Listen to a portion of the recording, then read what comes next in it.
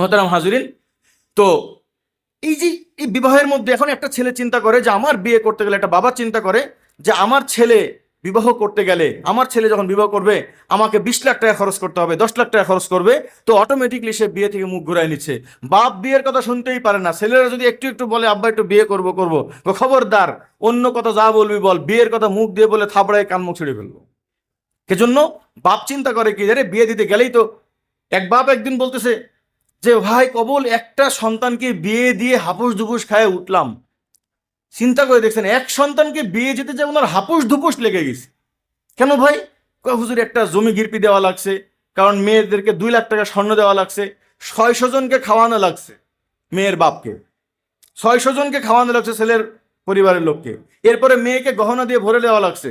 এরপরে হলো যত টুল চেপা থেকে শুরু করে একেবারে গ্লাস থেকে শুরু করে খাট পর্যন্ত কিনে দেওয়া লাগছে। এক 15-20 লাখ টাকা খরচ হয়েছে একজন বাবার। বাবার জীবন শেষ। উনি বলেন তো 10টা মেয়ে নিতে চাইবে?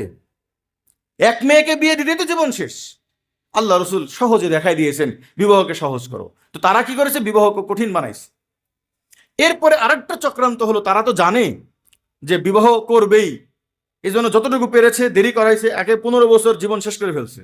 এরপরে যাও 25-30 বছরে বিয়ে করছে, তাদের আর সন্তান নেওয়ার জন্য বাধা দিয়ে দিছে। এরপরে এই দাম্পত্য লাইফকে ইসলাম যত সহজে বলেছে, তারা দাম্পত্য জীবনকে কঠিন বানাই ফেলছে।